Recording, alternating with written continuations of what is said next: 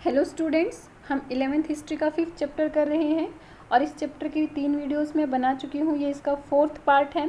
Last part में हमने पढ़ा था मंगोल आफ्टर गेंगिस खान कि मंगोलों ने गेंगिस खान के बाद क्या किया। हमने देखा था कि मंगोल जो गेंगिस खान था उसने अपने चारों बेटों को अलग अलग एरिया का एम्पायर बना दिया था और उसका मानना था कि ये सारे के सारे मिलकर उसकी टेरिटरीज को एक्सपेंड करेंगे और वहाँ पर मिलकर रूल करेंगे। ओके उसके बाद हमने टैक्सेस के बारे में पढ़ा था कि वहाँ पर कौन कौन से टैक्सेस लगाए जाते थे, लाइक कुक्कुर टैक्स, बाज टैक्स। उसके बाद हमने रीड आउट किया था कि 1230 तक ये मंगोल जितने भी एरियाज़ को कॉन्कर करते थे सबको डिस्ट्रॉय कर देते थे, लेकिन 1270 तक आते आते उन्होंने अपनी इस नीति को चेंज कर दिया था। अब वो लोग डिस्ट्रक्टर के बजाय प्रोटेक्टर बन गए थे। हमने गजन खान की स्पीच के बारे में पढ़ा था कि अपने उस स्पीच में उसने कहा है कि मैं पीजेंट्स की साइड नहीं ले रहा हूँ, लेकिन वो कहता है कि अगर हमें फ्यूचर में फूड चाहिए, हमें खाना चाहिए, तो हमें इन पीजेंट्स को प्रोटेक्ट करना ही पड़ेगा। इट मीन्स इस टाइम तक ये लोग अब प्रोटेक्टर बन चुके थे। आज हम इससे नेक्स्ट पार्ट करेंगे। चलिए स्टार्ट करते हैं। मंगोल खान के टाइम पीरियड पर ही ये लोग क्या करते थे कि जिस एरिया को कॉन्कर्ट करते थे उस एरिया में जितने भी स्कॉलर्स होते थे उन्हें अपने एडमिनिस्ट्रेशन में शामिल कर लेते थे। इन्हें अपना सिविल एडमिनिस्ट्रेटर्स ये लोग बनाते थे। ये जो एडमिनिस्ट्रेटर्स थे इन लोगों को ये ट्रांसफ़र भी कर देते थे, लाइक चाइना से ईरान भेज दिया है, पर्सियन से चाइना भेज दिया, तो इस तरह से वो चेंज करते रहते थे। चेंज करने के पीछे रीज़न यही था कि वो अलग अलग एरियाज़ की कल्चर और ट्रेडिशंस के बारे में जानना चाहते थे और इनका चेंज करने का रिज़ल्ट ये निकला कि अब इन नोमाड्स ने, मंगोलों ने एक सेटल्ड लाइफ की तरह, एक सेटल्ड कम्युनिटी की तरह लाइफ जीना शुरू कर दिया था।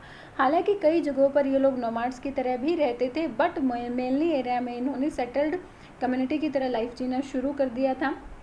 अब इनकी जो लूट पाट की नीति होती थी इसको भी इन्होंने चेंज कर दिया था। फॉर एग्जाम्पल 1230 में जो चीनी मिनिस्टर थे ये लू चुत्साई, उन्होंने क्या किया था, ओगदोई की जो ये लूटने वाली प्रवृत्ति थी इसको पूरी तरह से चेंज कर दिया था। ओके, ऐसा ही एक एग्जाम्पल मिलता है जो गजन खान के वज़ीर थे, वज़ीर रशीदुद्दीन। उन्होंने भी गजन खान को ये बताया था कि हमें इन पीजेंट्स को मारना नहीं चाहिए, बल्कि इनको क्या करना चाहिए, प्रोटेक्ट करना चाहिए, नॉट हार्स द पीजेंट्री। उन्होंने कहा कि पीजेंट्री को हार्स नहीं करना चाहिए। और ये जो गजन खान की स्पीच जो हमने पढ़ी थी ये भी उसे जो है उसके वज़ीर रशीदुद्दीन द्वारा ही लिख कर दी गई थी।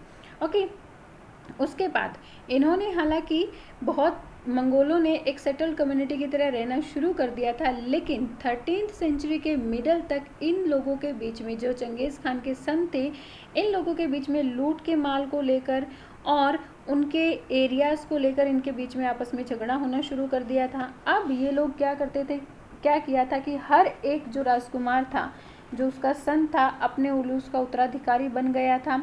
मतलब सिर्फ गेंगिस खान ने इनको उस एरिया में वैसे रूल करने के लिए बोला था, लेकिन उत्तराधिकारी नहीं बनाया था। बट 13th सेंचुरी के मिड तक ये लोग अपने अपने उलूस के उत्तराधिकारी खुद बन गए थे।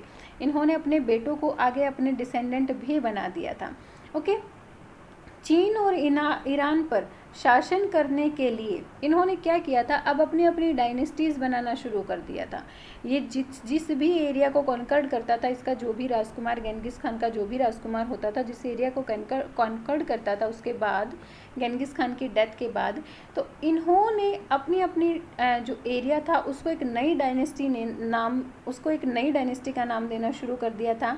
फॉर एग्जाम्पल चीन और ईरान दोनों पर शासन करने के लिए जो तोलुई वंश था, उन्होंने युआन और इल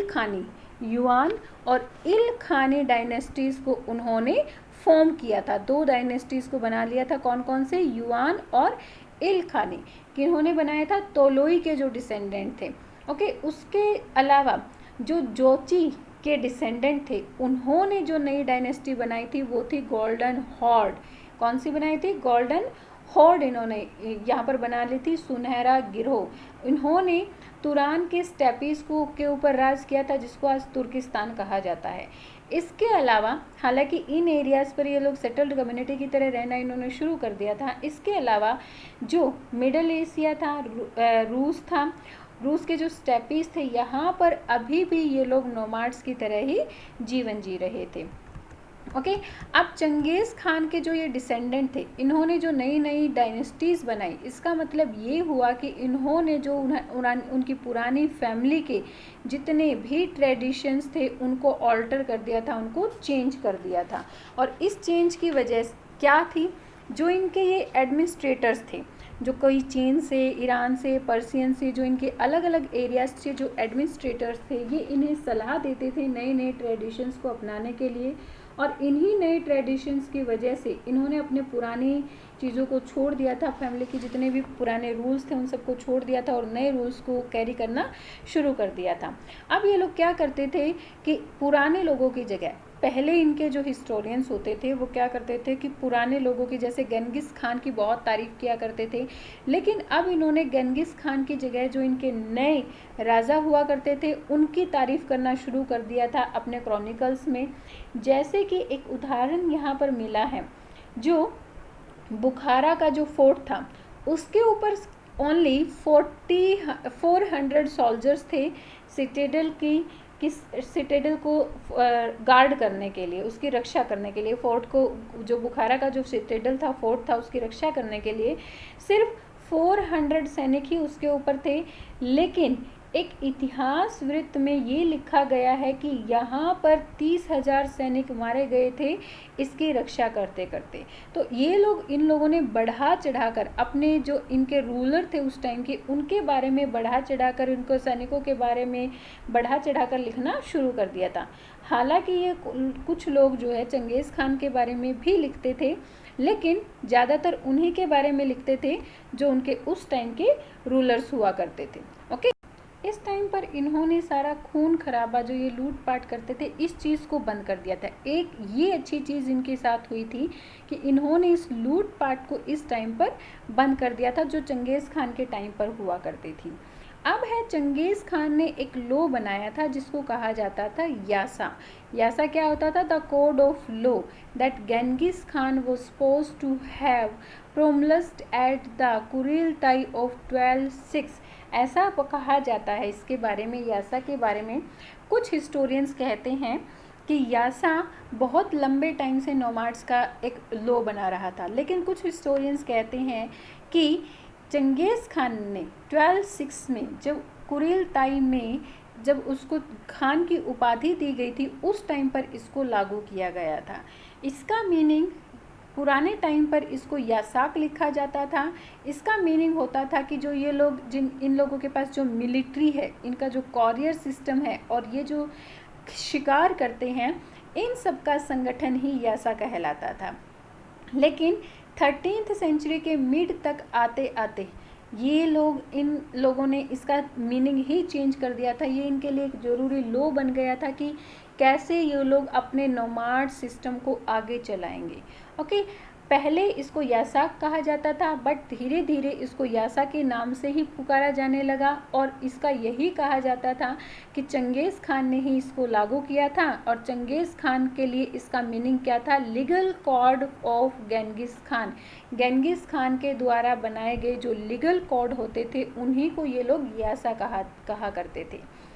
यदि हम उस समय के घटने वाली दूसरी घटनाओं को देखें तो शायद हमें इस शब्द में जो मतलब है, उसमें जो परिवर्तन हुए हैं, उसके बारे में समझ में आ जाएगा। जैसे कि 13th सेंचुरी के लास्ट तक मंगोल एकीकृत जनसमूह के रूप में उभर कर सामने आए और उन्होंने एक ऐसे विशाल साम्राज्य का निर्माण किया जिसे दुनिया में पहले नहीं देखा गया था।